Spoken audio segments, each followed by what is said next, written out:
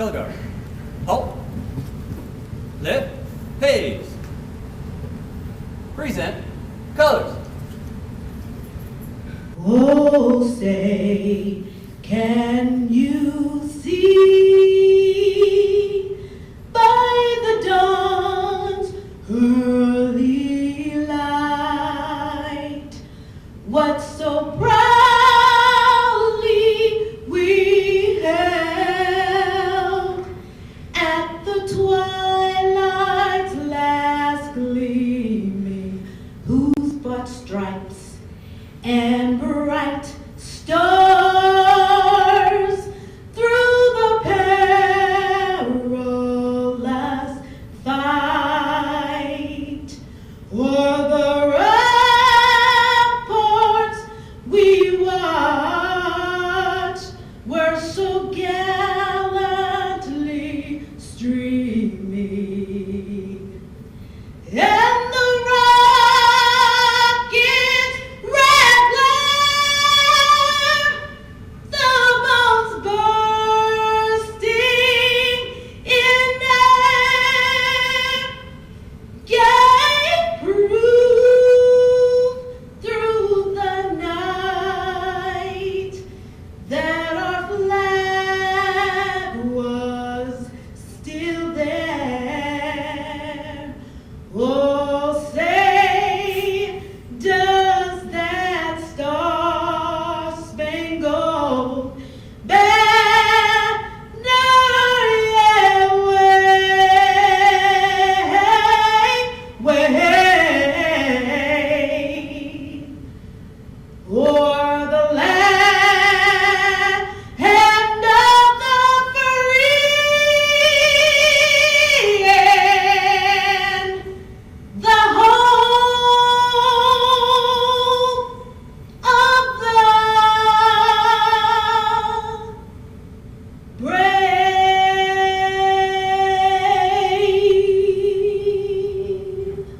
Order. Colors. Outward. Phase. Forward. March.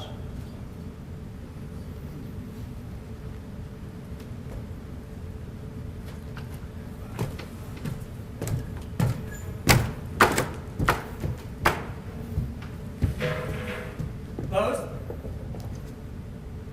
Colors.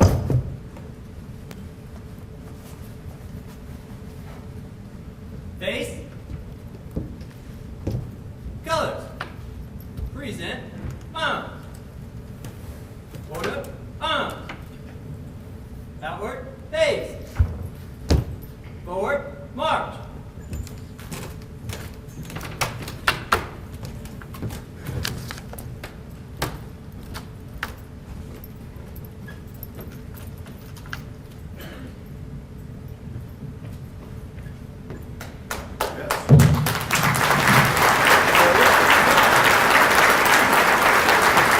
Thank you, Carlos. Fantastic job. Ladies and gentlemen, please be seated. We are grateful to have with us today Bishop Wynn, who is with the Greater Harvest Church and one of our very own Reno Police chaplains, and Rajan Zed, a world-renowned interfaith religious leader, president of the Universal Society of Hinduism, senior fellow and religious advisor to the Foundation for Religious Diplomacy, and Director of Interfaith Relations of Nevada Clergy Association. The two will lead us through the invocation.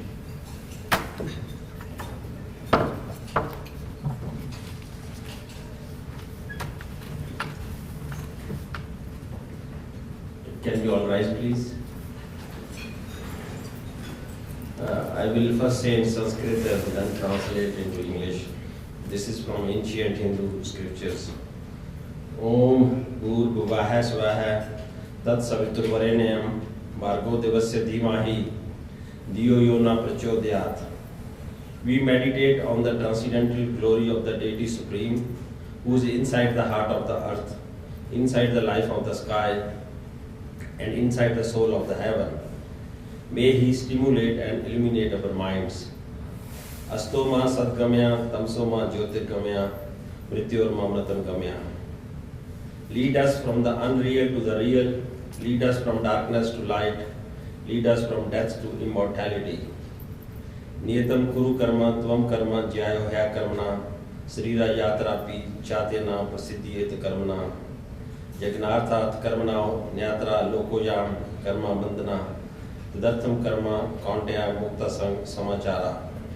Fulfill all your duties. Action is better than inaction. Even to maintain your body, you are obliged to act. Selfish action imprisons the world. Act selflessly without any thought of personal profit.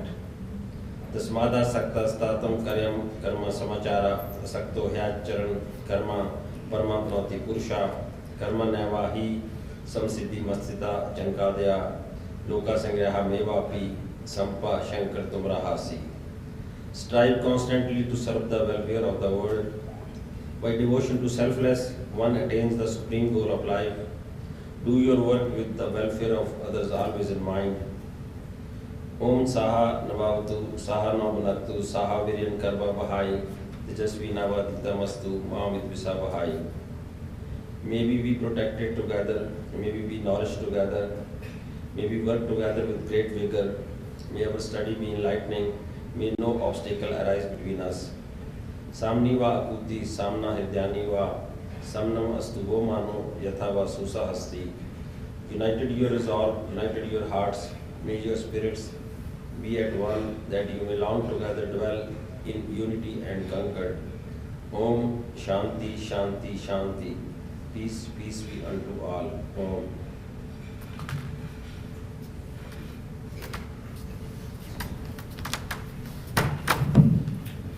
Dear Lord of all law, your universe is held together by law. Nature obeys its command. Our bodies would not exist without law, without the consciousness you have implanted in our moral law. Yet you have given us the will to choose the truth and the right, to choose good or evil. May our abilities measure up to issues before us. Help us to be thorough in our investigations and factual in our presentations. Give us insight without oversight, discernment without distortion, fairness without favoritism, precious without prejudice, and a clear conscience without compromise. Give us strength to stand tall, even if alone, for it's better to fail in something right than to win something wrong. May we dip deep into the reservoir of knowledge and truth to make a safer world, a safer country, a safer home for the better of life. In Christ's name, amen.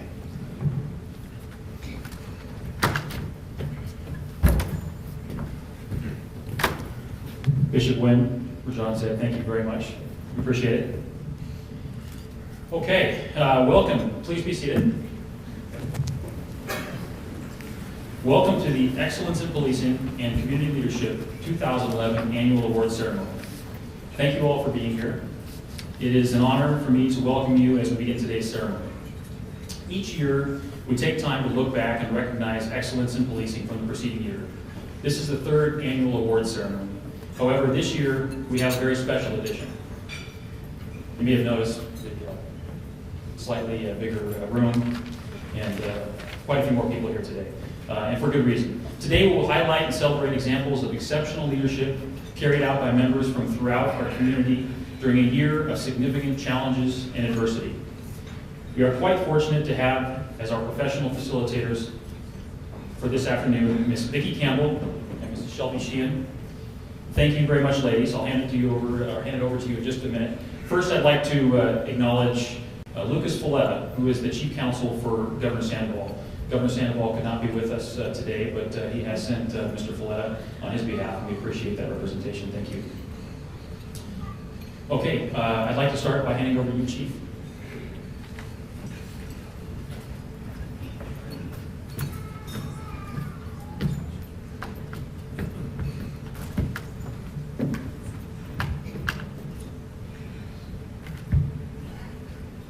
Good afternoon. And as Scott said, welcome to the third annual Reno Police Department, and also known as Big Blue Award Ceremony for 2012. I apologize, I'm in this contraption and I'm not in Class A uniform, but there's a story that goes with everything. And of course, as I was greeting people and meeting friends and colleagues in the room, they're like, "Hey, Steve, what happened?" I said, "Well, I'd love to say I was out parachuting, training with the SWAT team, or doing a variety of other things. But actually, I got into a dispute with the mayor and Andrew Klinger, the city manager, over the budget. And the mayor prevailed. And contrary to popular Nevada mythology, he was not present at the signing of the Declaration of Independence. Good afternoon, Honorable Mayor, other distinguished guests, our brothers and sisters in law enforcement and public safety who serve so bravely each and every day, our citizens here who stand shoulder to shoulder with us, and last but not least, the families obviously that support our personnel and stand by them and for sharing them with us over the last several years, but definitely in 2010. This ceremony is different, as Scott had commented, and as you look across this room, it should be. For in 2011, this community faced several significant events. And if it were not for each of you, we may have not been so resilient, so successful in the face of incredible difficulty and loss. I want to thank the RPD Enrichment team, who has worked so very hard to obviously put together events like this for the Reno Police Department and this year for our community as a whole. And I would like to thank Mary Beth and Matt from Channel 4 for their AV support and for sharing Shelby with us today, and Vicki for you being here, because you've been a part of our family for over 20 years. And then, of course, the Carano family. They've stood by the Reno Police Department, this community. Have been in the business for going on 34, and that family has stood by this community and the Reno Police Department every one of those 34 years, and I'm sure it's much more than that. I want to preface my comments today with a theme that's brought our community and public safety together in 2011. This theme includes the following questions. Who are we, really? What do we stand for? Do we believe in these values that we espouse? And what is service above self? What is commitment to sacrifice? Not just commitment, but commitment to personal sacrifice. And finally, I'd like to discuss the applicability of the laws of harvest as they relate to what we went through in 2011 and the future ahead for us. As I mentioned earlier, 2011 was a year of unparalleled challenges. In our community, we suffered 5 significant events. Those events include the IHOP shooter incident, the Reno air race accident, the gun battle in John Esquaga's Nugget, and the Collin and Washoe fires. But also the incredible work day in and day out performed by the men and women of law enforcement, public safety, and our citizens who stood next to us. When I thought and reflected on this ceremony, for me, the underlying reason we're really here is to share a celebration of who we are and to embrace the freedoms and liberties and the beliefs that are protected by a lifelong commitment to service to others. These freedoms, liberties, and beliefs are not some abstract romantic dream. Rather, they're a way of life cherished by us and could not be sustained were it not for one overarching philosophy among those who serve. Who am I? Will I be counted? And what do I stand for when the storms of life are present? As Dr. Martin Luther King stated, the ultimate measure of a man is not where he stands in moments of comfort and convenience, but where he stands in times of challenge and controversy. The commitment to serve in law enforcement and public safety is one of tremendous responsibility and should never be taken lightly. The pursuit of service, as mentioned before, above self, is another reason why we live in the greatest country on earth. Furthermore, policing, public safety, and what I will term as community guardianship are what uphold the rule of law in a democratic society. This commitment sends a powerful message to all who wonder and watch. It inspires those around the world with hope of freedom and liberty in their hearts. This commitment, this sacrifice, reminds me of a quote that's said to have been carried by President John F. Kennedy in his wallet. And that quote is actually at each table setting.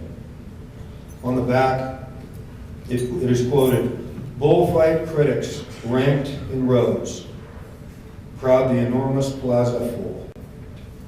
But only one is there who knows, and that's the one who fights the bull. So today we honor those who fight the bull, all of you that are here with us, and who too often carry the physical and emotional scars of those efforts. We will hear stories of courage, bravery, faith, service, and most importantly, community. But we must leave here understanding the realities of these stories are written in your actions and your deeds in the streets of the community and with those we serve. And all too often in the sweat and blood shed to protect what we consider our freedoms and liberties. The laws of the harvest affirm that we will reap what we sow. And this divine law has proven its relevance not just through history, but actually in every effort attempted by mankind. And we must keep this law in our forefront of our intentions every day, our beliefs, our values, our hopes, and most importantly, our fears. You see, ladies and gentlemen, it's really about culture. It's really about execution. Are we developing a culture in our organizations, in our communities, and in our families that embrace the laws of the harvest?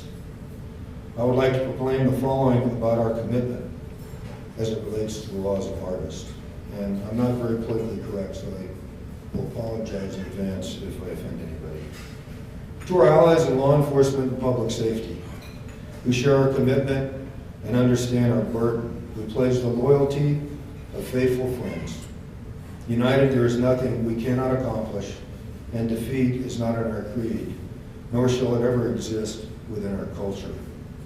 To our community, we pledge our greatest efforts to assist, protect, and improve the quality of life for you, your children, and our fellow citizens and visitors.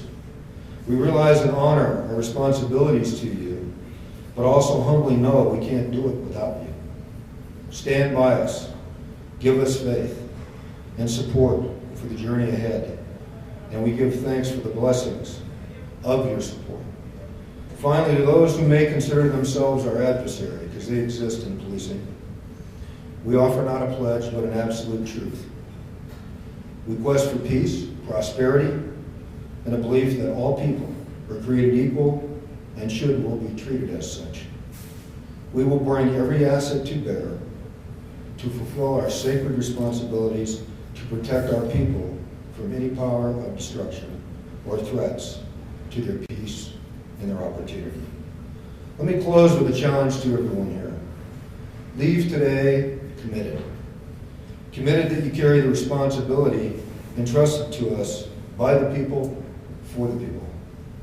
Leave committed to our community and understand they rely upon us to face the stress, the difficulty, and the challenge. Embrace it. The opportunity is priceless. Leave with a personal commitment to always be prepared. Never substitute words or your personal perspective on things for your duty and your responsibility. And leave giving thanks for your individual and collective blessings. For someday, you will reflect on these stories, these incidents, and recall you had one of the greatest jobs on earth, serving others and sustaining what every person deserves, which is freedom. God bless you, and thank you very much.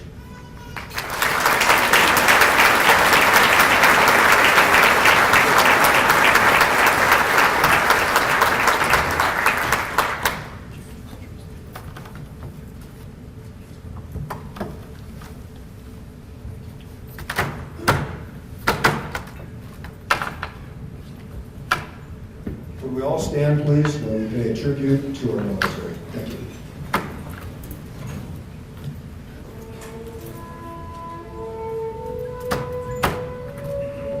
Average age of the young American serving in uniform today is 20 and a half years of age, making him about 10 months older than his grandfather who would have served in my rule. He's a high school graduate. He's a volunteer. He is brighter, better educated, better trained, led, and equipped than any soldier, sailor, airman, guardsman, or Marine of any country in history. He goes to work wearing an 8-pound Kevlar helmet, a 45-pound flak jacket, and today in Kandahar, it was 110 degrees, and he'll hike up those hills and walk back down them without complaining. He's been taught chemistry and physics and ballistics, and avionics and electronics to operate and maintain the most sophisticated weapons and equipment ever designed by the hand and mind of man. He can use his body like a weapon, and his weapon like part of his body. And he can take a life or save one because he has been so remarkably well trained. The images of the young Marines and soldiers and sailors and airmen going to Bible studies and religious services aren't staged. They're all real. They're all spontaneous, and nearly all of them are initiated by those young Americans in harm's way. When they gather in prayer circles and huddle up before a mission, they're not going out to play football. They are going into mortal combat, and they know that some of them are liable not to come back. And they do it because they have faith. Just for the grins, how many of you raised a teenage boy? I used to do this when Betsy wasn't there. She eventually told me, I saw you raise your hand. I did that. Think about getting a teenage boy to clean up his own room, do his own laundry, fix his own meals, clean up everything without a size 10 in the backside. And yet that same youngster today washes and mends his own clothing, feeds himself, takes care of cleaning his weapon, cleaning himself. He's totally self-sufficient. The kid who once wouldn't share a candy bar with his little brother now gives away his last drop of water to a wounded comrade, his only MRE to a hungry Afghan kid, and splits his ammo with a mate in the firefight. I always save this one for last when I'm explaining it to young people about who they are. There's so few of them know the truth of these youngsters. This is a frame taken from my footage on the 6th of April, 2003. Baghdad is the smoke pall you see in the background. The Marine unit I'm with embedded is the van, the lead element of the attack on the eastern corridor. We're about 15 miles outside of Baghdad, and a Republican Guards regiment ambushes this Marine rifle company. They spin their Humvees around, and there is a gunfight that occurs between this regiment and this rifle company. And in the midst of the beaten zone, the area where the intersecting bullets are crossing, a United States Navy corpsman I had first met in Kandahar in 2001 rushes into the battlefield, right through the fire, drags two wounded Marines out, and carries them on his shoulder to a helicopter that's landed in the roadway. And in this footage right here, I am standing on the ramp of that helicopter.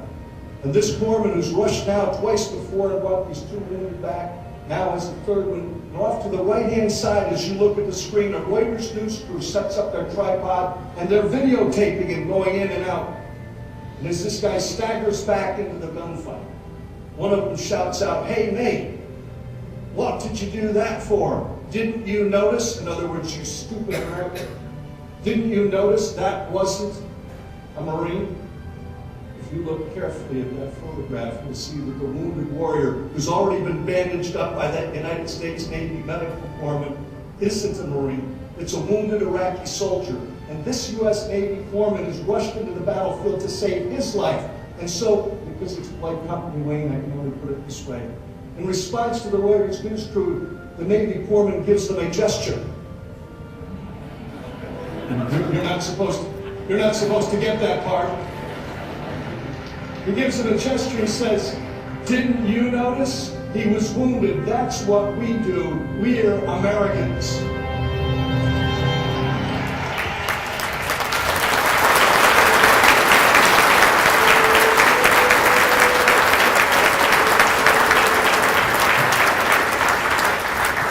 Okay, go ahead and get seated. That's a very powerful video each and every time I watch it. Chief, thank you very much.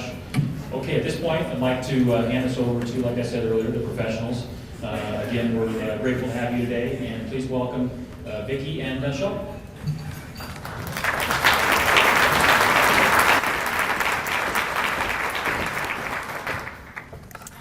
Good afternoon, ladies and gentlemen.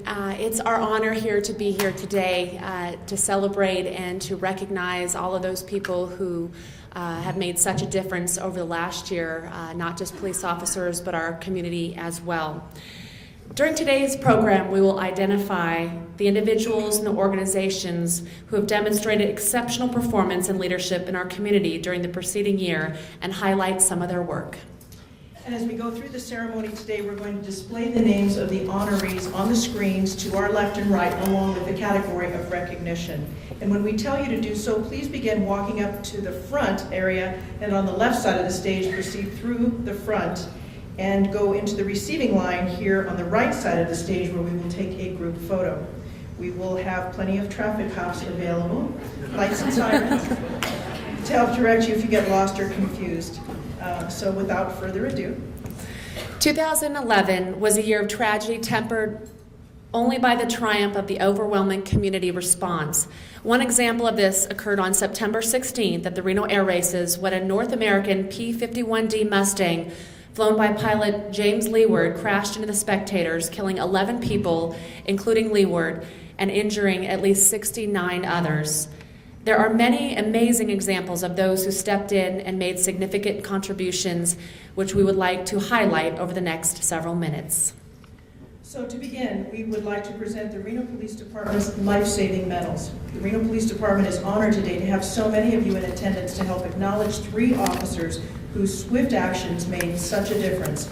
Sparks Police Officer Chris Rowe and Reno Police Officers Kyle Messerberg and Terry West. Please step forward.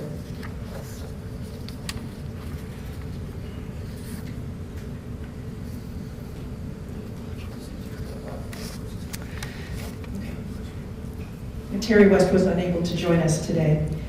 These 3 officers all share a similar story. They responded immediately to the crash site and proceeded to the hardest hit areas. They began the evacuation of injured persons, including those with severe trauma. They also assisted in providing hands-on victim treatment alongside medical personnel, loading victims onto ambulances and helping to drive them to the hospital. The survival of the victims they encountered has been credited to their rapid response. Being presented the life-saving medal is one of the highest honors for law enforcement officers. Please congratulate Officers Chris Rowe, Kyle Messerberg, and Terry West.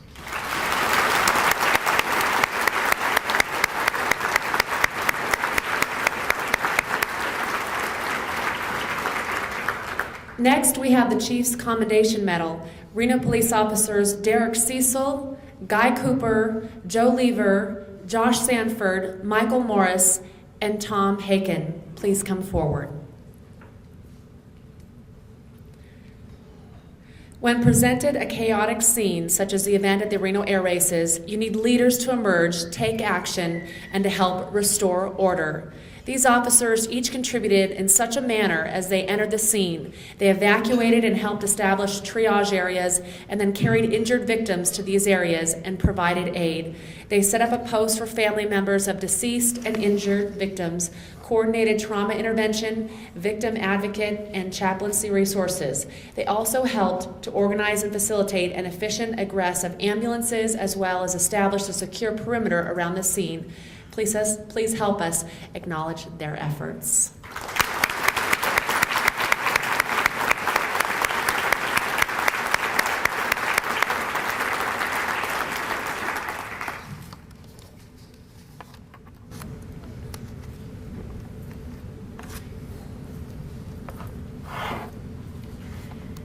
And as we said earlier, the level of response from the community was enormous, and it indeed takes a community to handle all that comes with such an event.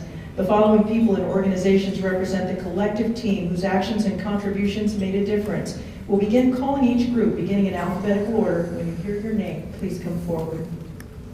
For the first category, we have the Family Assistance Center, which consists of the following individuals and organizations: the American Red Cross, Caroline Punches; Carson City Health and Human Services, specifically the Medical Reserve Corps and Stacy Belt; Carson City Community Emergency Response Team, Gary Dunn. Also, we have the Clark County Office of the Coroner Medical Examiner, Jim Bichelle, Jasper Benacasa, Jen Demers, Derek Dubasic, Suzanne Miel, Dr. Michael Murphy, and Elaine Olson. Also with the Crisis Call Center, Kathy Jacobs, the Hyatt Place, Chalmer Dillard. And Reno Police Department Detective Sergeant Gerald Rhodes, Reno Police Department Victim Services Unit, Lori Freilich, Reno Tahoe Airport Authority, Trish Tucker and Kim Matthews, Trauma Intervention Program, Gabrielle Cotton, United Way, Nevada 211, Kelsey Kuchaki, and Debbie Gant-Reed. Washoe County Community Emergency Response Team, Derek Russell. Washoe County Health District, Christina Conti, and Sierra Nevada Medical Reserve Corps, Betsy Hamilton. Washoe County Medical Examiner's Office, Dr. Ellen Clark. Washoe County Sheriff's Office Reserves, Marshall Emerson. And Washoe County Technical Services, Corey Casaza.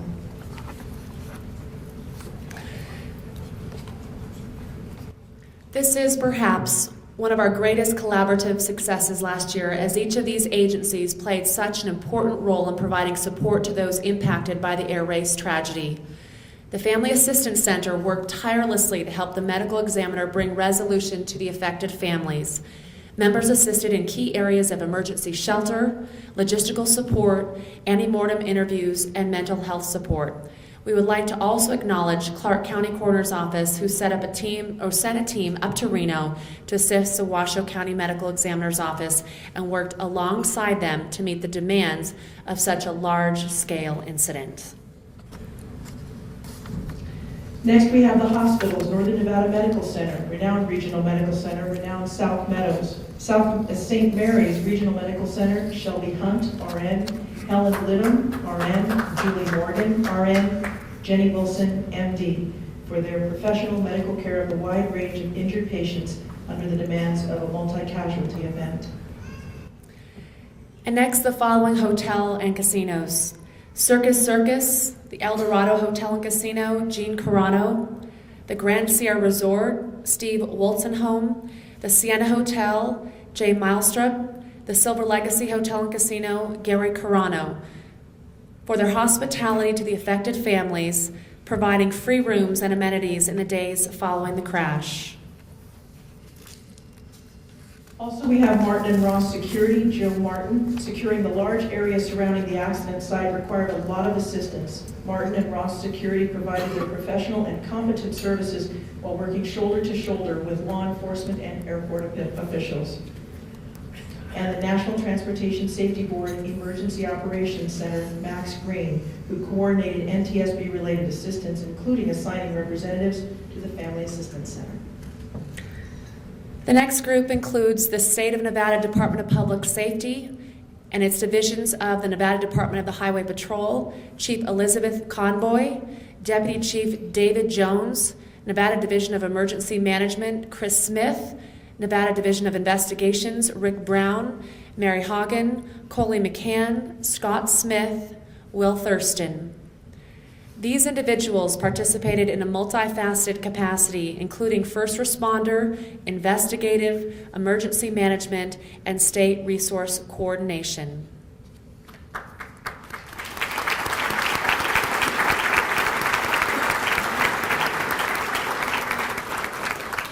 And of course, there's REMSA. Mike Williams, the Vice President, Director of EMS, Kevin Romero, is here to accept his award.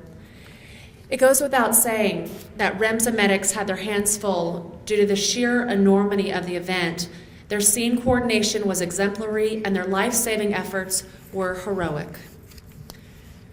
And next we have the Reno Air Race Association, Mike Houghton, Curtis Johnson, Steve Silva, and Mike Draper.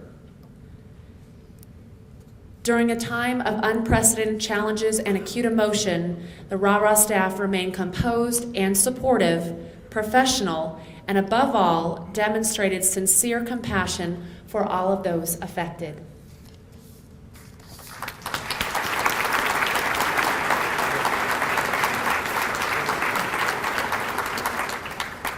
Next is the City of Reno Communications staff: Dina Avancino, Ella Carthen, Jeremy Clark, Georgiana Bennett, Carrie Iyer, Tessa Holcomb, Elena Hooper, Joyce Jones, Carrie Ann Beechler, Sean Jagger, Krista McFall, Nicole McGinnis Keith, Daniel Modsick, Paula Newman, Lydia Overton, Miranda Penrod, Cherry Phillips, Jamie Phillips, Cody Shadow, Sarah Scrotch, Amanda Stegmeyer, Lorraine Taylor, Shauna Thomas, Domenica Iturbide.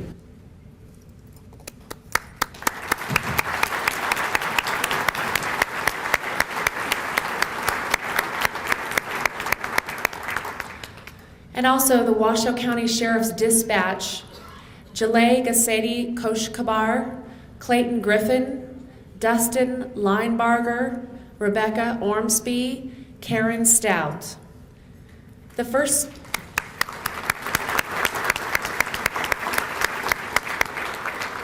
Of course, we all know the first point of contact for anyone calling for help in an emergency is the emergency communications operator. While showing empathy, they waded through emotions and adrenaline to determine critical information and then initiate and coordinate the appropriate response. We also have, of course, the professional and volunteer fire departments. The scale of this event was such that it called for a community-wide response of all available first responder resources. The following agencies made up a region-wide emergency medical and fire response team, which was prepared and committed to meet the needs of so many victims, including the Galena Volunteer Fire Department, the Cold Springs Volunteer Fire Department, Lemon Valley Volunteer Fire Department, North Lake Tahoe Fire Protection District, Peavine Volunteer Fire Department, Silver Lake Volunteer Fire Department, Sierra Fire Protection District, Sparks Fire Department, the Truckee Meadows Fire Protection District, Joan Presley. And the Reno Fire Department, including Chief Mike Hernandez, Division Chief Tim O'Brien, Battalion Chief Tim Spencer, Fire Inspector Willie Sire, Kenny DeBerg, Dennis Jacobson.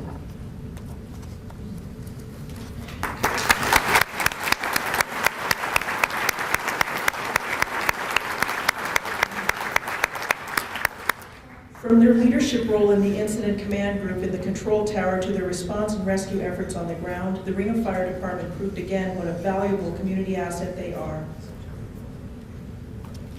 And with the City of Reno, Michelle Anderson, who provided appropriate amounts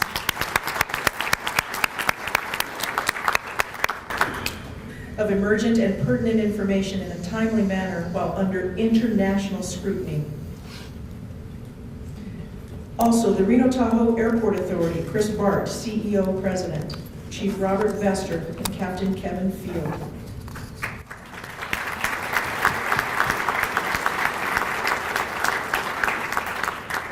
For their demonstration of leadership on the tarmac, the decisions made coordinating response and resource allocation while assuring people remained calm and well informed.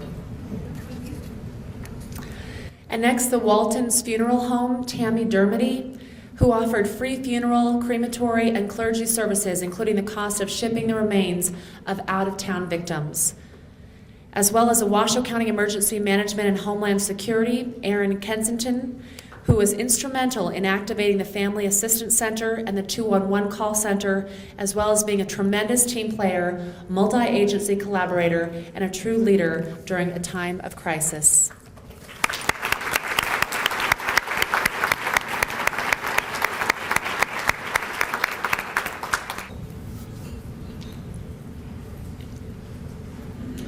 And we have a host of law enforcement responders, starting with the Reno Police Department. Sergeant Brian Adamson, Officer Kristen Bellinger, Officer Justin Bradley, Sergeant Kim Bradshaw, Detective Brandon Casanelli, CSO Tazy Ciafalo, Detective Wade Clark, Officer Tony Daniels, Officer Joey Deal, Officer Charlie De St. Maurice, Lieutenant Tim Donahoe, Detective Zach Dozer, Detective Tony Elgas, Officer Matt Durio, Officer Matt Edelin, Detective John Ferguson, Detective Jerry Follett, Detective Alan Fox, Mike Geider, CSO Mark Greenwell, Officer Mark Griffin.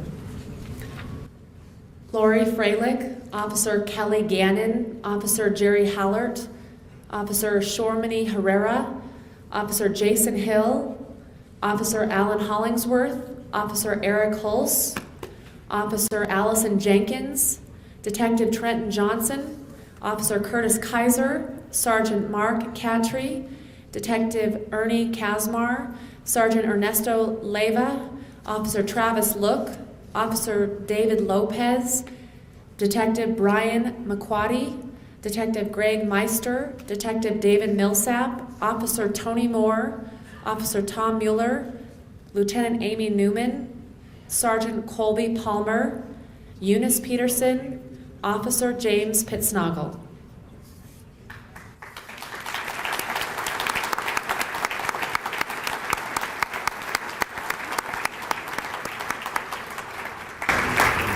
Officer Jeremy Forden, Officer Joe Prophet, Lieutenant Mo Rafaquat, Detective Scott Rasmussen, Detective Sergeant Alan Salter, Detective Phil Schiccoloni, Detective John Silver, Detective Larman Smith, Officer Scott D. Smith, Detective Scott R. Smith, Detective Mike Stewart, Sergeant Zach Few, Detective Evan Thomas, Detective Robert Tygard, Officer Carlos Valles, Lieutenant Mac Benson, Detective Colleen Walsh, Officer Travis Warren, Detective Josh Watson, Officer Jason Welch.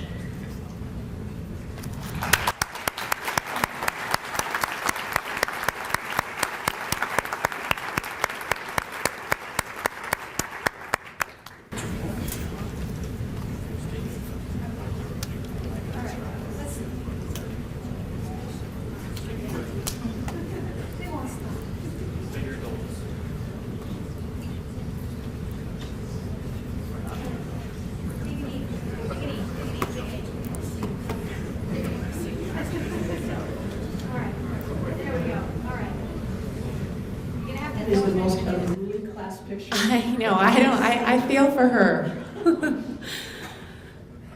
Thank you.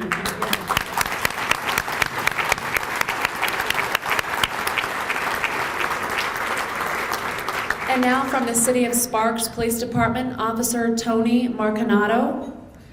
Also, the Douglas County Sheriff's Office, Sheriff Ron Perini, and the Lyon County Sheriff's Office, as well as the University of Nevada, Reno Police Department, Detective Mark Conley, and the Washoe County School District Police Department, Chief Mike Maris. And then, yeah.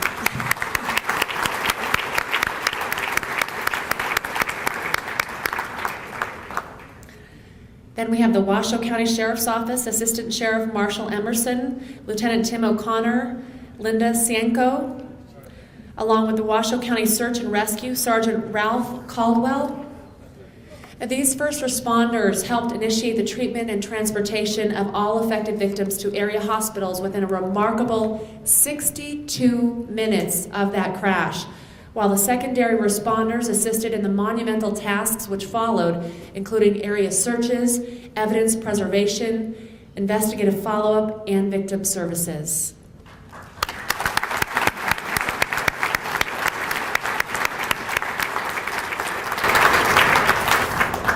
And there are numerous other additional entities whose contributions were so important to the overall comprehensive response, such as the Critical Incident Stress Management Team, Nevada Department of Transportation, Regional Transportation Commission, Sierra Nevada Job Corps, Ken Dugan, and the Washoe County Manager's Office, which was responsible for emergency management and resource assistance and collaboration.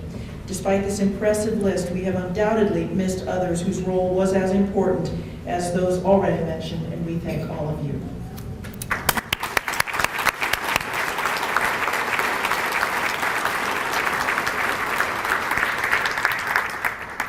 The two individuals whose names that you'll see on the screen are symbolic representatives of our unknown heroes of September 16, 2011. Critical care nurses Erin Dijon and Kim Lowe. These are just two of a number of medical professionals who also responded and offered their support and professional aid to the injured, from the critical care nurses in the stands who sprung into action to the doctors who showed up at the hospitals unexpectedly. We will never know the identities of all those who came forward, rolled up their sleeves, and helped their fellow man, but today we honor Erin and Kim as representatives of all those who did. Thank you.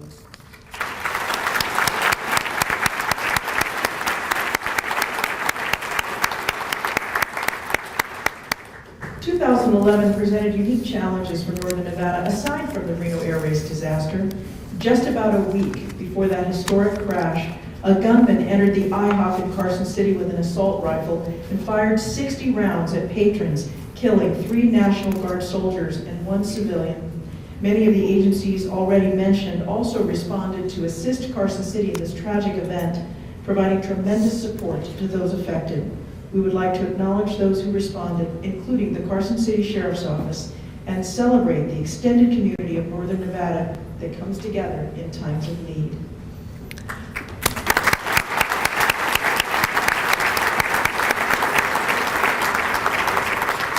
And we'd like to thank Aaron Keniston, our Washoe County Emergency Manager, for allowing us to share this video which summarizes the response to this tragic event. We would like to now transition to special recognition of the Collin Ranch fire response.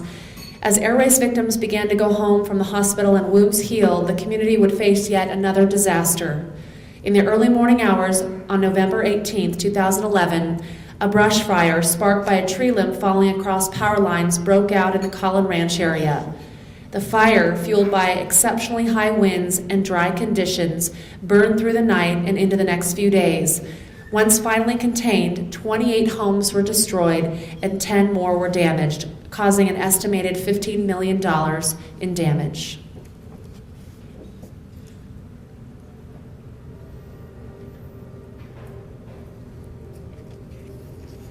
On November 18, 2011, at approximately 12:30 a.m., a wildfire began in West Reno.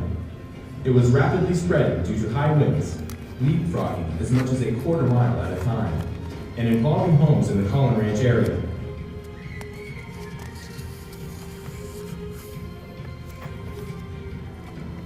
The Nevada Fire Mutual Aid Plan was immediately implemented, as well as resources requested from the state of California. Fire officials established a command post at the Collin Shopping Center. The Regional Emergency Operations Center was opened and the county declared a state of emergency. Reverse 911 messaging was sent out to almost 10,000 telephone numbers, and a shelter was established at Reno High School. Over 100 people arrived at this shelter, and a second shelter was temporarily opened at Galena High School. The fire command post was relocated to Galena as well. And on the morning of November 19th, Incident Command was handed over to a Sierra Front Type 3 Incident Management Team. The Galena shelter was closed and residents transferred to Reno High School. Numerous volunteers, to include the Medical Reserve Corps, and offers of donations were received during the event. On November 21st, the Incident Management Team had completely contained the fire. The fire burned over 2,000 acres in southwest Reno, with 42 structures damaged and the total loss of 28 homes.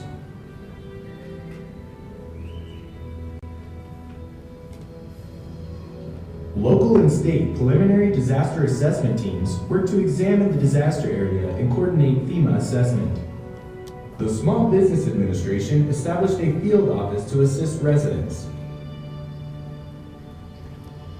And a multi-agency burn area response team was formed to mitigate the affected areas against an approaching winter storm that could cause mudslides. The 211 call center operators fielded over 1,500 calls from concerned residents. Local businesses such as Circus Resort Hotel offered free or reduced lodging to local victims. Approximately 500 responders worked diligently to contain the Collin Ranch blaze as quickly as possible, while greatly minimizing damages. Thousands of homes and other structures survived the blaze, thanks to the hard work and professionalism of our local responders. You can imagine what you guys are faced with up there. Actually, I can. I was right up at the fire about 2.5 hours ago, and this is a very frightening blaze, isn't it? It's pretty big challenge for us right now, Mike. The winds are really giving us a run for our money. I'm zigzagging between Manzanita and McCarran and all the way up into the Ridgeview area by Evans Ridge. We've got a lot of brush burning. We've got homes that are threatened. We're trying to strategically place our assets where they're best utilized to protect homes. And again, our biggest challenge right now is the high winds and accessibility to some of these areas. And now, as you saw, virtually every organization that's responded to the air race has also responded in one manner or another to the Collin Ranch fire.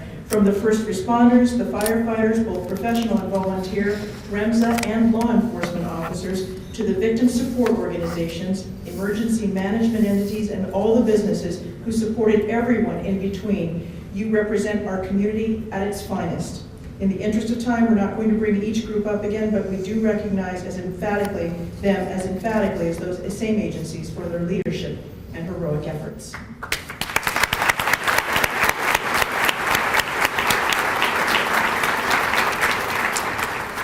In addition to those mentioned previously, we'd also like to honor the following. Tamarack Junction, Casey Sullivan, General Manager, which provided food and beverages for the first responders during a sustained operation. And the Washoe County Regional Animal Services, Harry Brode, Director, for meeting the needs of all the animals impacted through a variety of services such as fencing, housing, and transportation.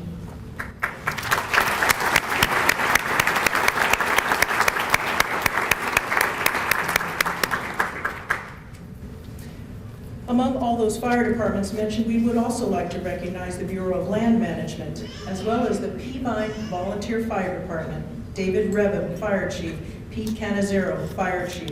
The fire response was clearly amazing. Thank you.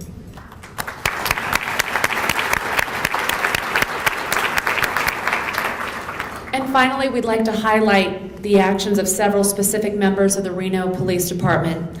Officer Tam Alaksa, Officer Darren Adeline, Officer Ryan Ashton, Officer Stephen Bassett, Officer Jeff Boyd, Officer Jerry Berkey, Officer Chris Caprioli, Officer Kevin Collins, Officer Laura Conklin, Officer Matt Daniels, Officer Brian Dye, Officer Matt Green, Sergeant Ken Harmon, Officer Jason Hill, Officer Scott Johnson, Officer Dan Knight, Sergeant Chad Loren, Officer Wes Leedy, Officer Travis Look, Officer David Lopez, Detective Brian McQuaddy, Officer David Payne, Officer James Pitsnoggle, Officer Jason Prine, Lieutenant Bill Rulla, Officer Santiago,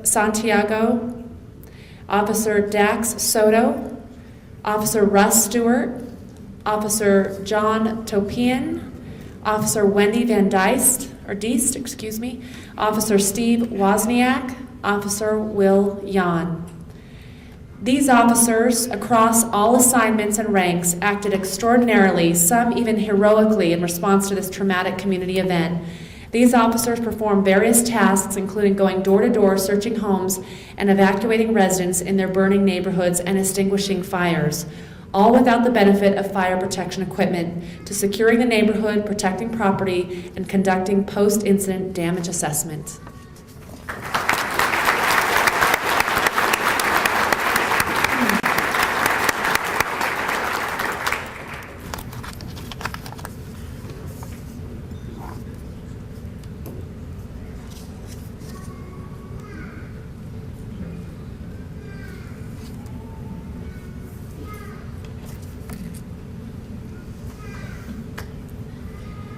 We learned a lot about us this past year. We bared our true resolve, courage, and community spirit. But as we turned the page on a tumultuous 2011, we planned on putting distance between its unprecedented events and the future of our community. And then the Washoe fire delivered its fury upon us. We stood up together, looked it in the face, and stared it back down again, because this is who we are. Recent disasters aside, in any given year, there are organizations which repeatedly, on a day-to-day basis, provide continuous community support. This category is an acknowledgement and personal commendation for the chief to all these agencies, from the chief to all these agencies. Throughout the year, our community endures various challenges, some in the form of crises, others in the form of our annual special events, which are so vital to our community's identity and economy. The entities listed, both public and private, are part of a whole system which meets those challenges routinely and with ardent commitment. Please join me in recognizing the following. The American Red Cross, Carolyn Punches, Executive Director. The City of Reno Communications, Dina Avancino. The Crisis Call Center, Kathy Jacobs. The City of Reno CSAST, Community Safety and Service Team. Lieutenant Mac Venzen with RPD, Battalion Chief Tammy Lopez, RFD, Fire Marshal Joan Presley, RFD, Alex Woodley, Code Compliance, Michael Chomp, Business License, and the El Dorado Hotel and Casino, the Carano family, and Rick Murdoch.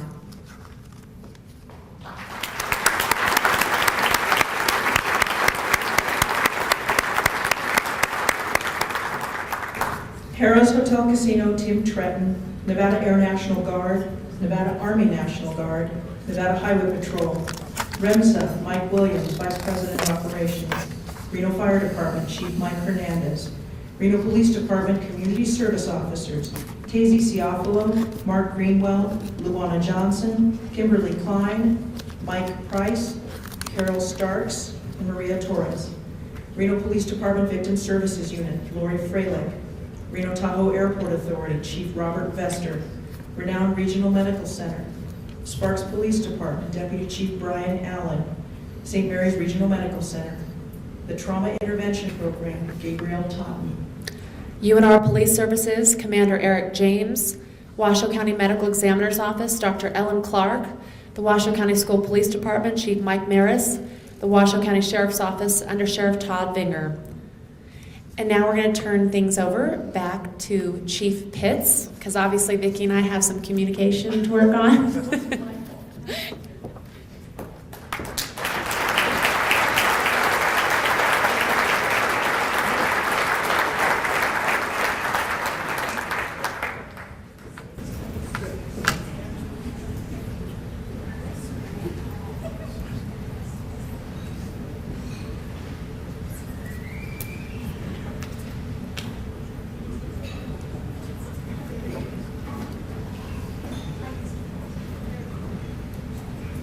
Greg Carlson is a local artist, and I'll kind of get into the whole story. There's actually a gift we want to present to Andrew and the mayor in just a moment. He also is running Wildflower Village Art Studio and Gallery. And we got into a discussion with Greg about 6 months ago and said, you know, the community came together so well.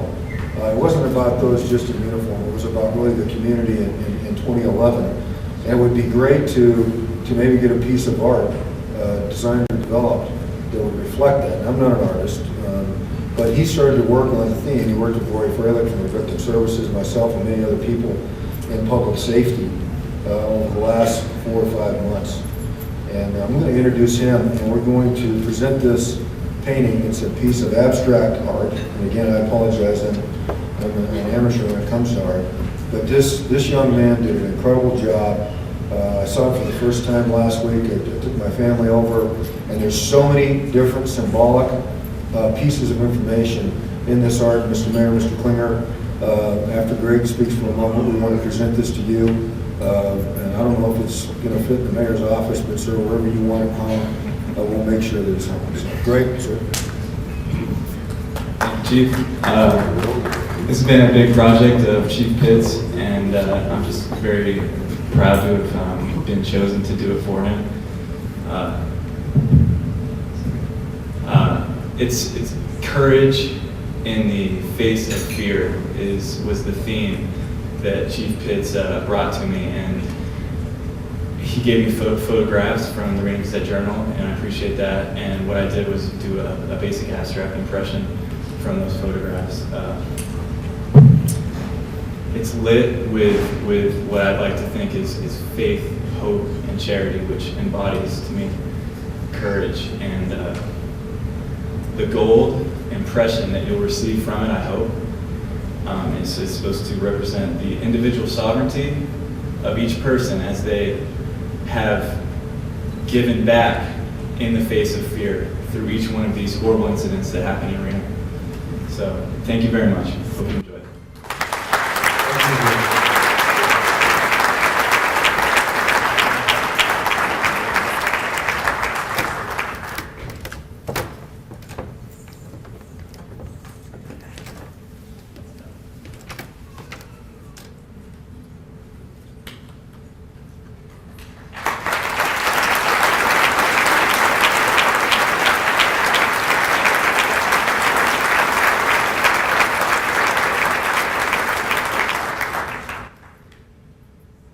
fit in my office.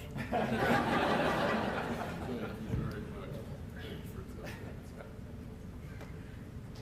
Greg, Honorable Mayor, Mr. Klinger, thank you very much.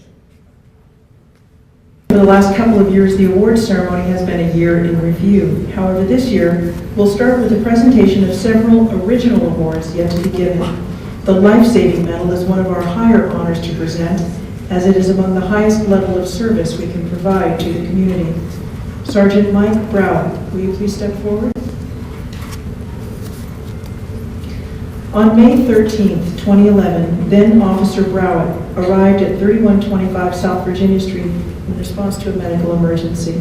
He discovered a newborn baby that was unresponsive and not breathing. The baby's umbilical cord was wrapped around her neck, and he immediately worked to remove it. Seeing that the baby's throat was also obstructed, Officer Browett began to clear it. This proved unsuccessful, so he utilized a household item to suction out the airway. He then performed life-saving measures and was able to resuscitate the baby. A short time later, REMSA and Reno fire personnel arrived to assist, and they credited Officer Browett's actions to saving the baby's life.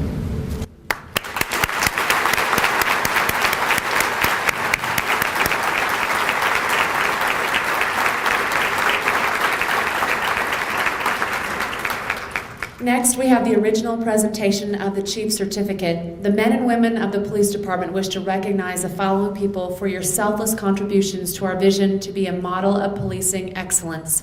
Your contributions have led to improvements in programs and services provided to our community, our visitors, and the Reno Police Department, and they reflect the highest values in public service. We begin with Gabrielle Carr, Deputy City Attorney, Jack Campbell, Deputy City Attorney, for their continuous risk management and legal counsel resulting in $2.1 million in savings for the city. Followed by Sue Schlurf,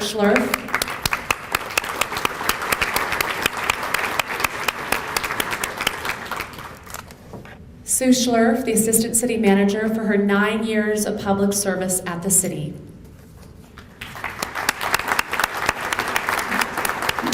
Also, Eric Strunge, City of Reno Public Works and Sewer Operations Manager, for his RPD motor pool and officer safety contributions.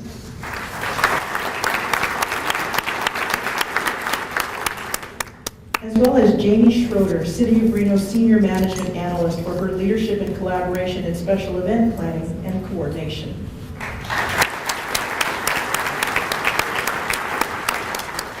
Also, Associate Professor Emmanuel Manny Bart, UNR Criminal Justice Department, for his support of RPD programs throughout a UNR research partnership, including the Smart Policing Prescription Drug Abuse Initiative, recently recognized by the White House.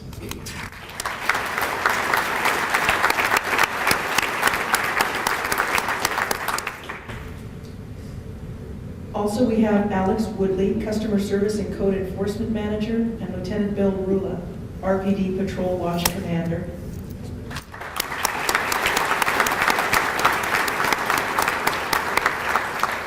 For their implementation of the working group CSAST, Community Safety and Service Team, a collaborative problem-solving team consisting of police, fire, code compliance, and business license departments.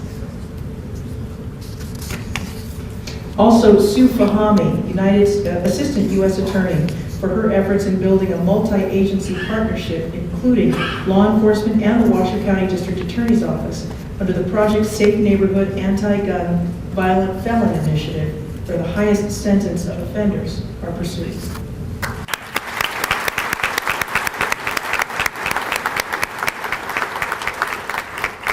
And the Chiefs Advisory Board, Fred Boyd, Jack Campbell, Andrew Klinger, Perry DiLoretto, Deputy Chief Dave Evans, Mark Gilmartin, John Clacking, Luther Mack, Bridget Pincolini, Howard Putnam, Edora Silver, Deputy Chief Mike Wan.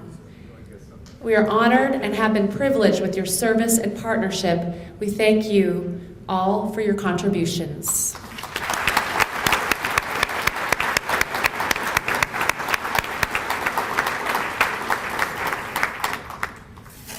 During 2011, the Reno Police Department, as evidenced by Chief Hitz's arm, was thrust into state uncertainty as it was forced to deal with a reduced budget and requisite reorganization.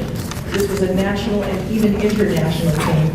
But despite these challenges, members of the Reno Police Department adapted and found ways to continue to remain productive and progressive in their efforts to be a model of policing excellence. As we look back throughout the preceding year, we'd like to acknowledge those officers whose contributions exemplify the department's vision and values. In the area of emergency response, Officer Tom Alaxa, Sergeant Mike Browett, Officer Nick Giralde, Detective Rob Hannafin, Sergeant Nate Parker, Officer Sean Shaheen, Officer Steve Wozniak.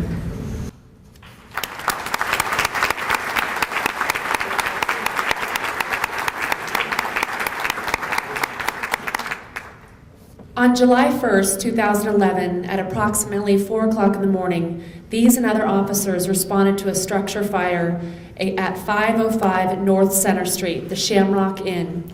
They quickly assessed the situation and advised that the fire was active and spreading. After establishing preliminary traffic control, the officers initiated evacuation and rescue efforts. These officers took immediate and decisive action that removed citizens from harm and set the foundation for the law enforcement response to an active and spreading structure fire. In the area of intelligence-led policing, we'd like to recognize Officer Stephen Bassett, Detective Ron Field, Detective Mike Geider, Officer Pat O'Brien, Officer Dave Schimmel, Sergeant Paul Sevchik, I'm sorry, Sevchik. I'm so sorry about that. Okay, thank you for that help. Detective Charlie Smith, Officer Rush Stewart, Lieutenant Shannon Weeken.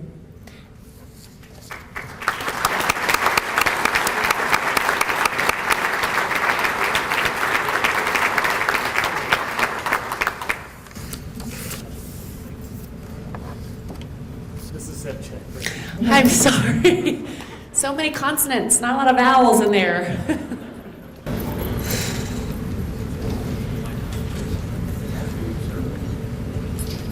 These officers, which comprise the community action team, work relentlessly with the community, both in the private and public sectors, to infuse the principles of community policing and problem solving. Their creativity, collaboration, and determination directed toward addressing problems within the city of Reno has successfully reduced crime and increased the quality of life for Reno citizens. In the area of program development, Lieutenant Mac Benson.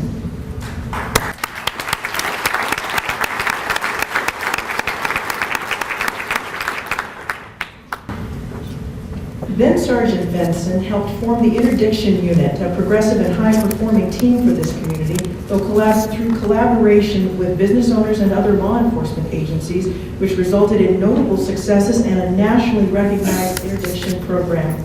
During his time there, the interdiction unit seized over $2 million, 1.7 pounds of methamphetamine, 4 pounds of cocaine, 24 pounds of hashish, 1.5 pounds of mushrooms, 1,126 pounds of marijuana, 6 pounds of ecstasy, 13 firearms, arrested 209 violators, and provided hundreds of neighborhood and community interventions.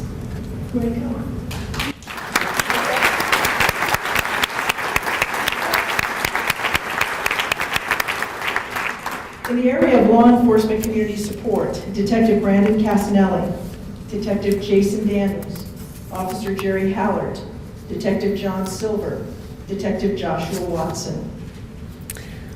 These officers were recognized for their dedication and commitment to raising money in support of the Hashimoto Widows and Orphans Fund and ensuring the continued support toward our law enforcement families in need. And in the area of special events leadership, we'd like to recognize Sergeant Brian Adamson, Jason Vogel, Annie Caramella, Lieutenant Amy Newman, Kathy Sanchez, Jamie Schroeder, Willie Searer, Sergeant Jim Stegmeyer, Jack Wilson.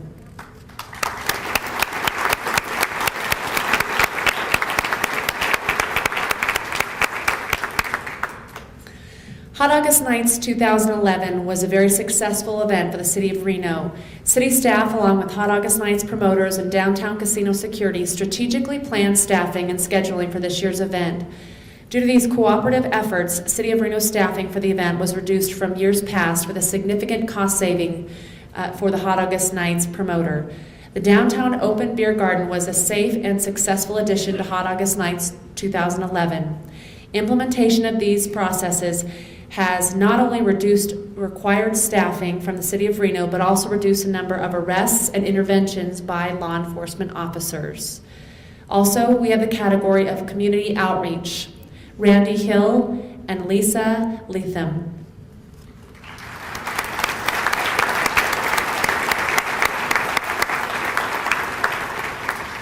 On January 24th, 2011, as part of the Reno Police Department's Mobile Outreach Safety Team, or MOST, Randy Hill and Lisa Leatham responded to the Sands Casino to assist officers with a suicidal subject threatening to jump out of the 9th-story window. They engaged the subject in a 3-hour dialogue that resulted in him voluntarily seeking medical assistance. Without hesitation or direction, they demonstrated leadership when immediately engaging the subject, treating him with respect and dignity, and working together to bring this incident to a peaceful resolution. The following officers represent those who were distinguished and recognized by their peers, starting with the distinction of Master Officer. Detective Joe Lever, Officer Tony Moore.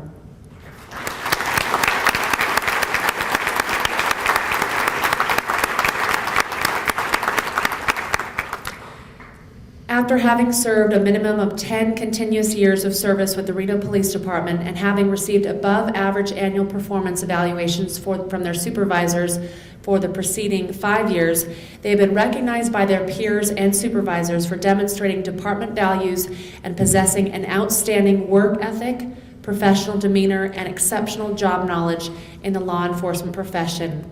Well done.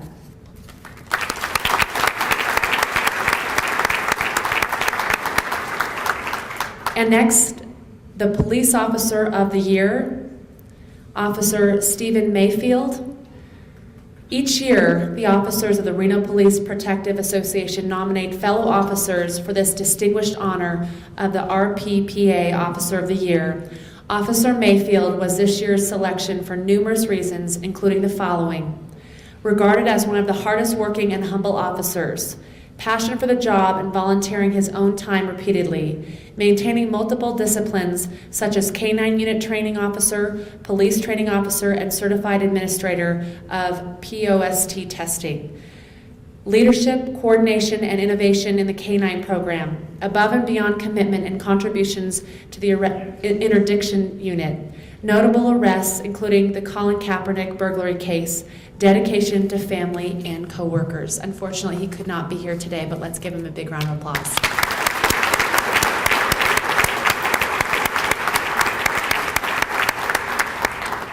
And our Traffic Officer of the Year, Officer Derek Cecil.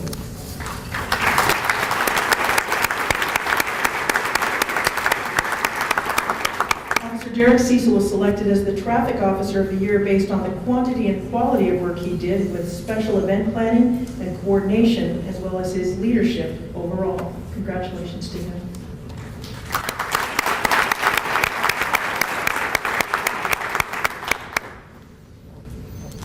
Next, we have the Officer of the Bid, Officer Mike McGee, for the 2011 Spring Bid. Officer Mike McGee was nominated by his day shift patrol team based on the leadership he demonstrated during a time his team was left without a sergeant for an extended period of time, conducting team meetings, ensuring his team members received timely information, as well as his overall work ethic and willingness to help out wherever he was needed.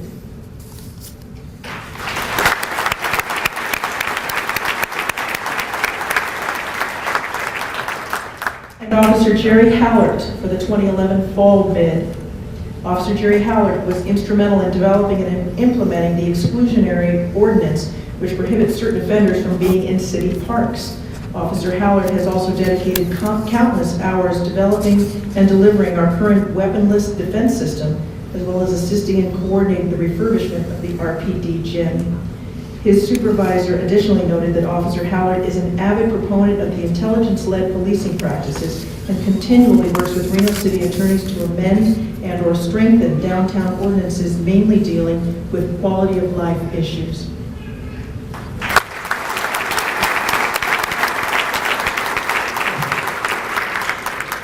And now the Sergeant of the Bid. Sergeant Ken Harmon, 2011 Spring Bid. Sergeant Ken Harmon avidly promoted the implementation of intelligence-led policing strategies on his shift, ensuring officers received updated information and acted on developing crime trends, as well as when training new sergeants. Overall, Sergeant Harmon was recognized as a leader and role model by his peers. We also have Sergeant Alan Salter for the 2011 Fall Bid.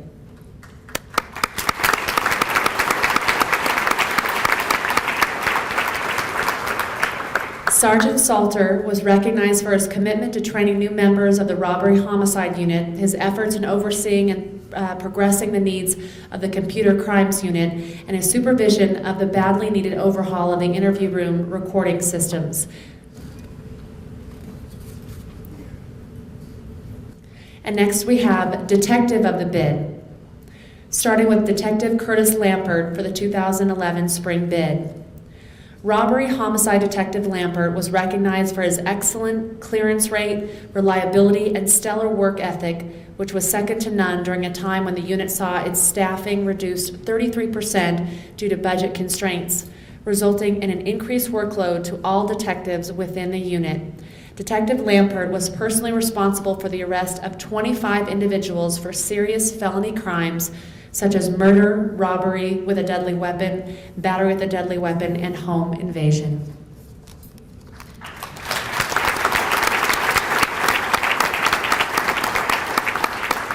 And for the 2011 Fall Bid, Detective Colleen Walsh.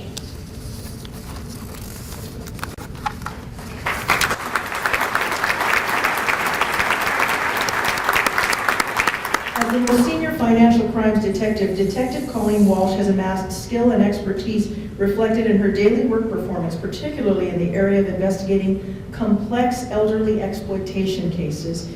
She was instrumental in developing and improving the unit's training manual, as well as training new detectives assigned to her unit.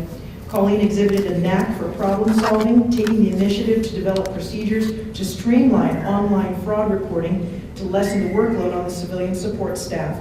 Detective Walsh also went above and beyond in helping plan and organize the annual Christmas party, spending many of her own hours off duty to ensure its success.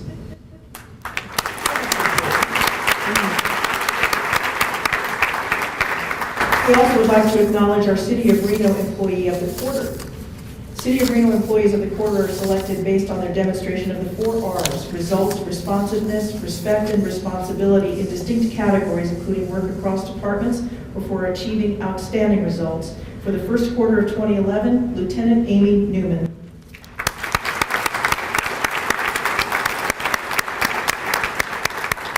Lieutenant Newman is receiving this in 2 areas: outstanding results and across departments. She was recognized for her leadership, commitment, and collaboration during 2011 special event planning and operational stages, working diligently with city staff, vendors, and local law enforcement to make the events more viable to vendors while maintaining community safety. She was also acknowledged for her leadership and her decision-making while in her incident command roles in the tower during the air races and on the street in Sparks during the street vibrations incident.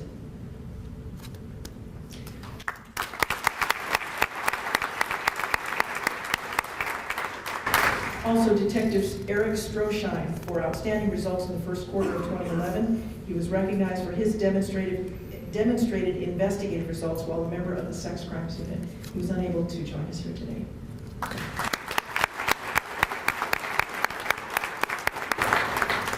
And now we move on to the SAVE, the Senior Auxiliary Volunteer Effort recognition. We don't and can't thank this group enough, but we'll try to do that now. RPD's Senior Auxiliary Effort produced over 10,000 volunteer hours in 2012. SAVE officers are committed to working 16 hours a month in providing additional resources to the police department and services to the community, including checking reports, of inciting abandoned vehicles, patrolling parks, schools, business malls, and downtown area, monitoring speeding vehicles in given areas, issuing citations for handicap parking zone violations, reporting graffiti and assisting the abatement program, special assignments as needed. We'd like to first acknowledge our SAVE Officer of the Quarter, Ed Montenegro for the first quarter, John Rudolph for the second quarter, Tony Lag for the third quarter, and Ron Machado for the fourth quarter.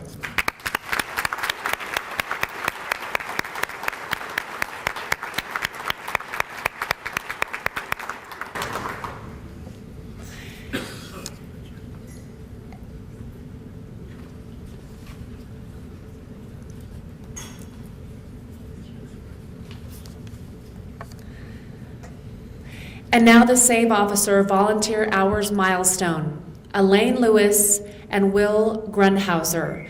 Both have worked over a remarkable 4,000 volunteer hours.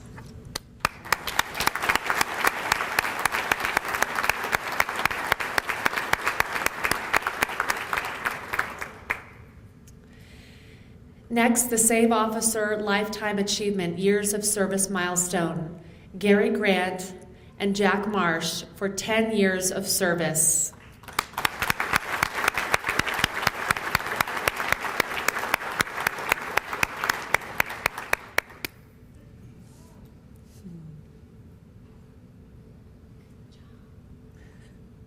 I know I've seen them cruise in my neighborhood before. I recognize that one right there.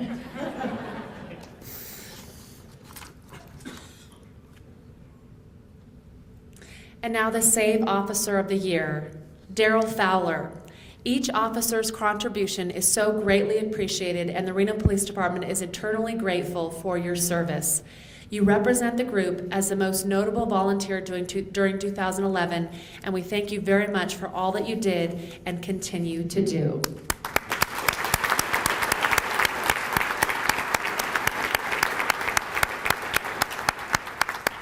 The next category is the Intelligence-Led Policing Award. Crime Analysis Unit, Steve Bigham, Mike Price, Andrew Barba, Gina Lee, Sergeant Kim Bradshaw, Officer Ryan Connolly, Officer Roger Espinoza, Officer Scott Johnson, Officer Derek Jones, Officer Keith Pleich, Officer Ben Rhodes, Officer Donna Robinson, Officer Josh Stanford. This award recognizes your utilization of intelligence-led policing concepts to solve a variety of crime problems. Your use of field interviews, the tactical crime analysis report, criminal histories, trackers, intelligence databases, and shared officer information to identify and arrest suspects is a model for other officers.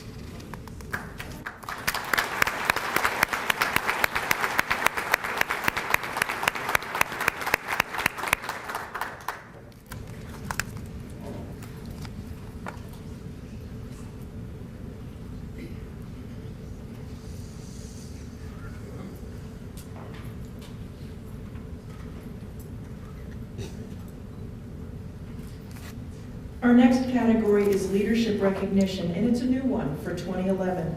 Employees acknowledged in this category exemplify the high level of professionalism and individual leadership essential to the future growth of our organization. They have shown the desire to model the way for others to follow by setting the example and aligning their actions with the shared value of servant leadership. First, we'd like to honor Officer Michael Cecilia. On November 13th, 2010, Officer Cecilia and a fellow officer responded to 1375 West 6th Street on a call of a subject down. When they arrived, they found a 47-year-old male lying on the ground with a faint pulse but not breathing. They immediately engaged in attempts to save the subject's life. Although the subject did not survive his injuries, their actions were commendable as acknowledged by Reno Fire Department personnel who were impressed with their professionalism and sense of duty.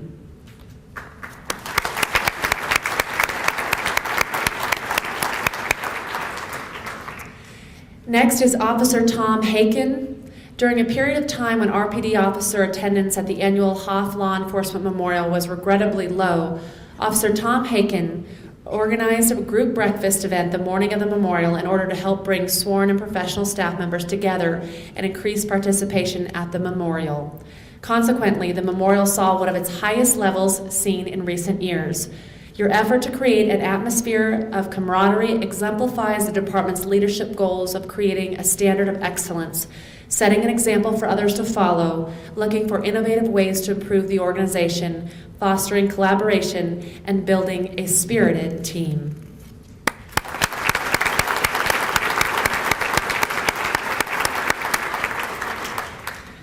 Next is Officer Tom Muller. On September 6, 2011, a lone gunman entered a Carson City IHOP with an assault rifle and shot and killed 4 people, including 3 National Guardsmen. 3 of the critically injured victims were transported to Reno, and RPD was requested to assist. Officer Tom Muller responded and quickly assumed an important leadership role. Officer Muller provided key direction to other officers and ensured proper victim handling, scene processing, and collection of evidence. Officer Muller was also commended by the shift lieutenant for his overall scene management transition of command.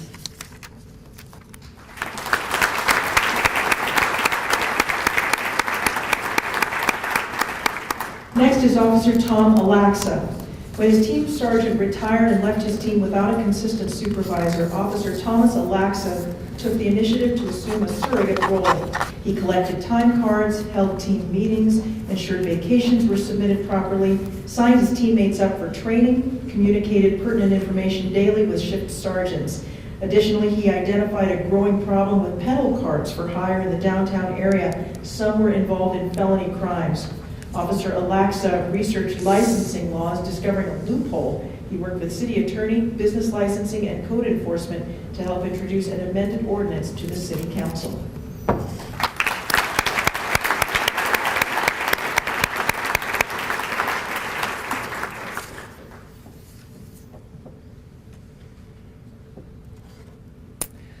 Now I'd like to highlight those outside organizations who throughout the year recognize specific officers which distinguish themselves in their profession. Because it is in the community we serve, their recognition is particularly meaningful. First, Officer Jerry Hallert. Officer Hallert was recognized by the American Society of Industrial Security Law Enforcement Appreciation Award for continued exemplary work as a member of the DET unit, as well as dedication to training our officers in defensive tactics.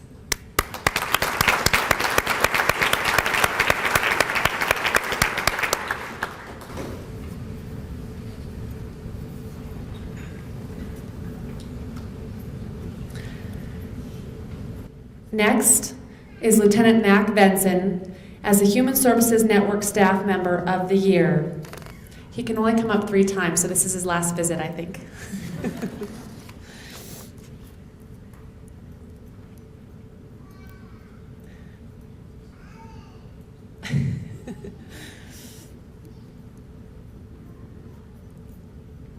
It was a long walk from back in the back, wasn't it? Congratulations.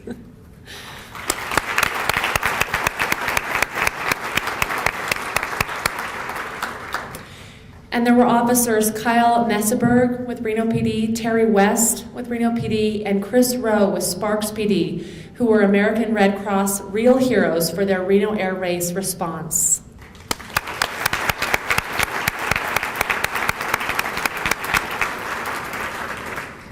Next is Officer Pat Bloss, recognized by the Sparks Rotary Recognition for Service to Community.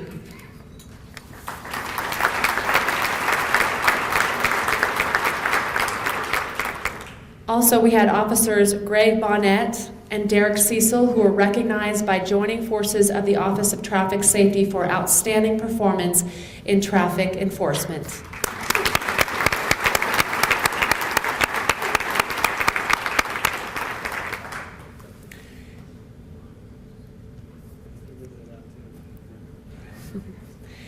And then there was Lori Freilich, Officer Chris Waddle, who were honored with the Trauma Intervention Program Heroes with Heart Award.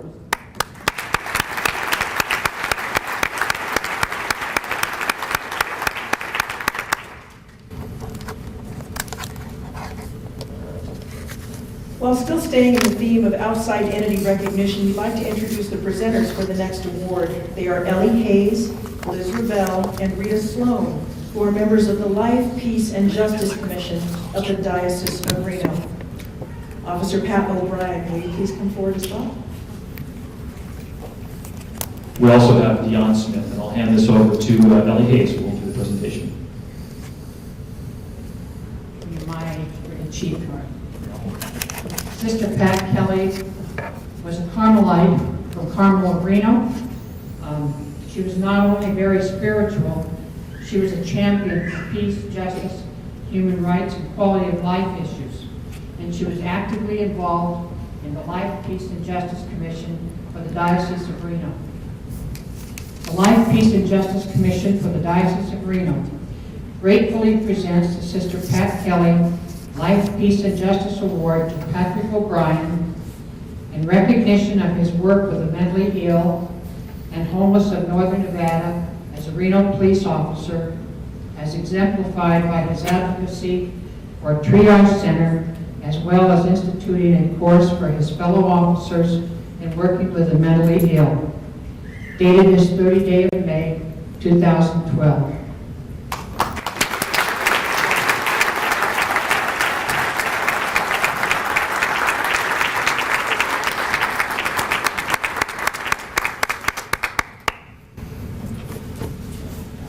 Retired.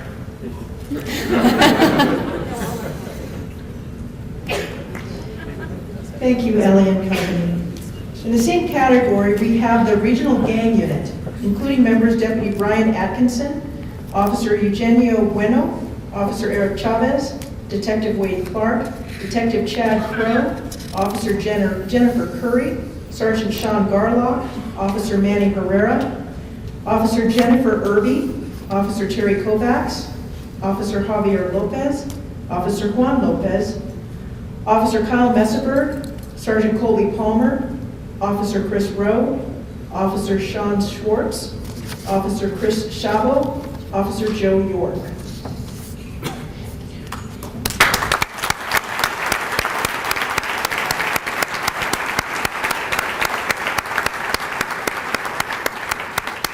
The Regional Gang Unit was recognized by Nevada Hispanic Services as the Government Agency of the Year, as well as by Senators Harry Reid and Dean Heller for their continued committed effort to the Project Safe Neighborhood operation in the Neal Road Verbal Lane area, which successfully impacted gang activity, reduced crime, and improved the quality of life for the residents of the neighborhood. Your actions reflected the department's mission to partner with the community and our vision to be a model of policing excellence. The efforts also yielded recognition from Deputy Chief Dave Evans from the Support Division.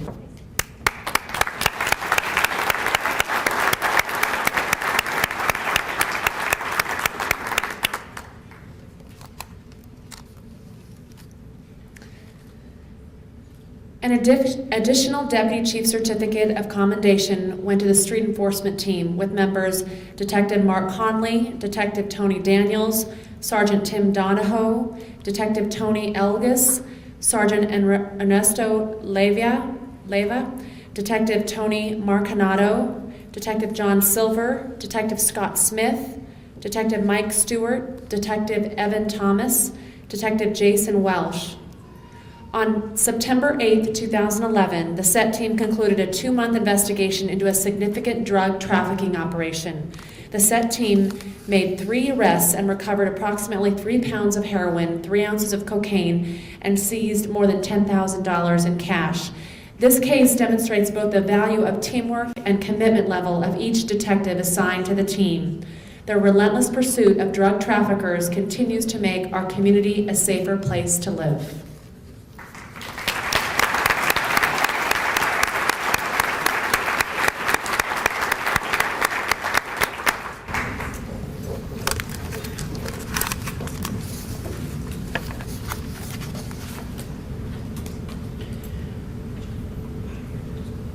Chief Steve Pitts would like to take the remaining time to specific leadership achievement within and around the Reno Police Department.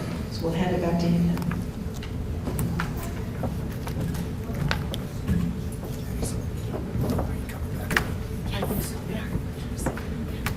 Can we give them a round of applause?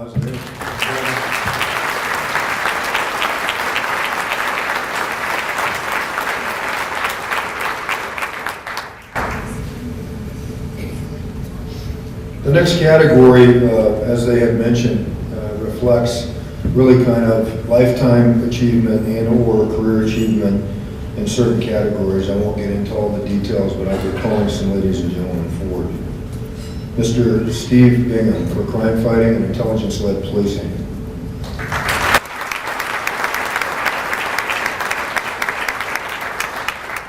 Steve has been with us for over 25 years. He was our original crime analyst, and the efforts that he has led with his group of cohorts at the table who were actually recognized earlier have really modeled the Reno Police Department as an excellence when it deals with really community policing and intelligence-led policing. He's done an incredible job.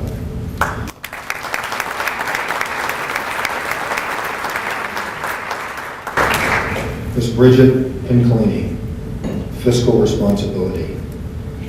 We've all been through and talked probably more than enough, and we care to talk about any more, the challenges with the economy and thus the budgets that come with that. Bridget is our financial officer, and with $12 million in cuts just out of the Reno Police Department's budget, she is truly committed not just to the future of the city of Reno, but the vitality and the resilience of the Reno Police Department when it comes to fiscal affairs.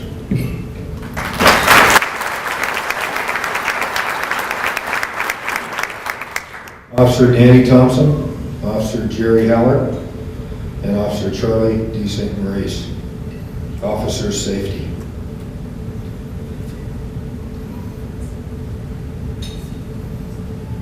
These three men have demonstrated in some of their careers are longer or shorter than others, but in those careers an absolute commitment to the safety of the men and women, not only in the Reno Police Department, but in the Sheriff's Department, Department of Public Safety, and our other brother and sister organizations in the region, and we're grateful for them.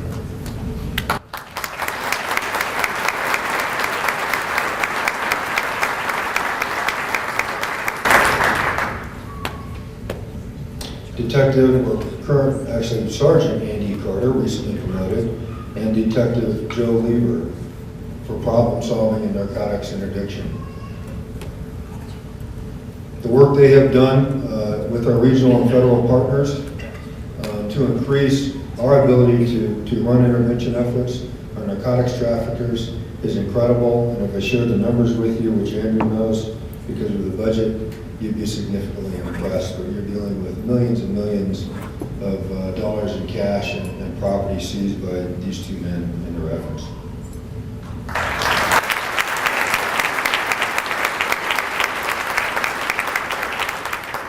Lieutenant Amy Newman, Public Safety and Emergency Management.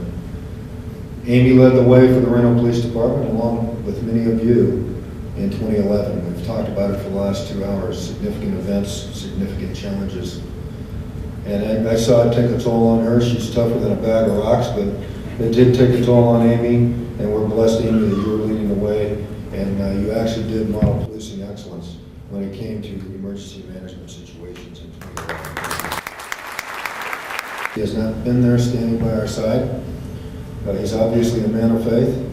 And, you know, Rob, you've been there for me for close to 30, and you've been there for our men and women, and you run our chaplaincy program, and we're blessed to have you. God bless you, sir. Thank you so much.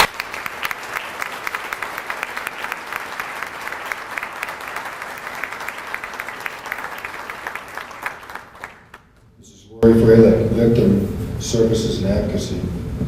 Lori has taken really an idea and a passion to a completely different level.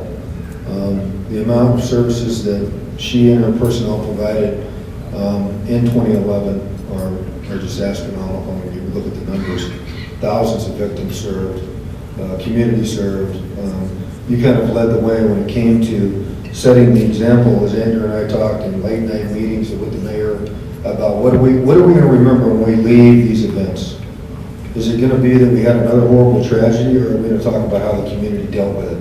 And Lori led the way in victim services. Thank you, Lori.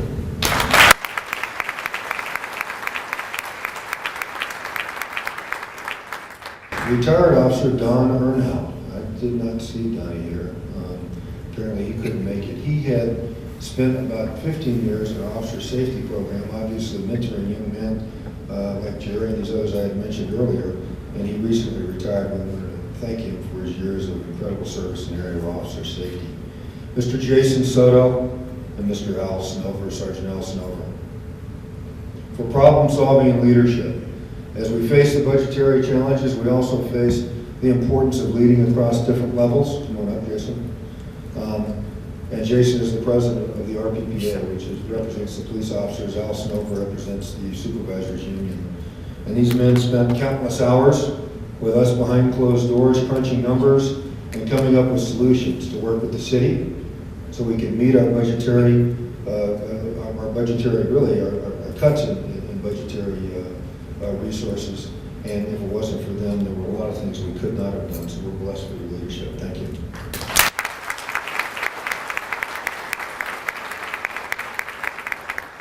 Mr. TJ Day.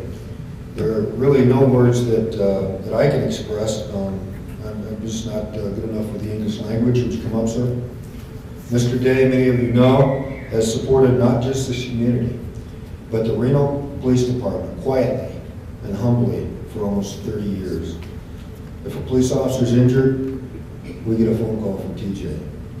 If there's a program we need supported, we get taken to lunch by TJ and program supported. We're blessed. I know you're a humble person, TJ, but we're so blessed to have you around the last 30 years. We hope that you'll still be with us for the next 30. God bless you for your support of the Reno Police.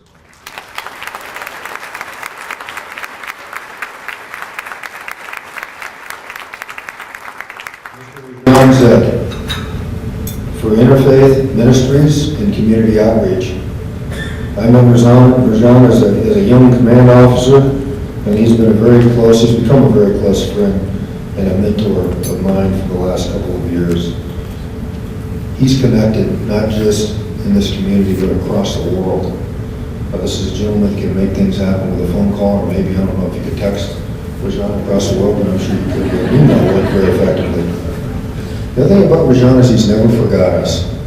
He called me about 3 weeks ago. We were busy in the middle of budget and other things, and the next thing I know, he's sitting in Karen's, my administrative assistant's office, saying, I need to sit down. I've been thinking about you, Steve. We're kind of praying for you. I want to spend some time. We spent time for about an hour just talking about what's going on in the organization, the city, and our personal lives. And we're blessed to have you as just a resource and really as a mentor for the Reno Police Department. Thank you, sir.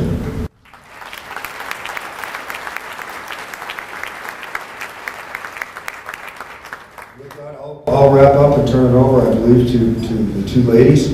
I want to thank you for your patience today. This is very, very important, not just to the Reno Police Department, but to the city of Reno, to recognize all of you for your efforts in 2011. God bless you.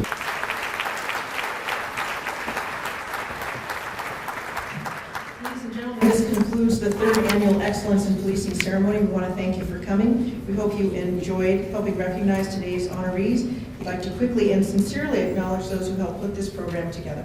Yeah, thank you so much to the El Dorado Hotel and Casino, the Organizational Family Enrichment Committee, Senior Auxiliary Volunteer Effort, Rajan Zed, Bishop John Wynn, and Carlos Lloyd. Thank you all very much for coming. Have a great day. Let's give one more round of applause to Shelton and Vicki. Great job, ladies. Thank you very much.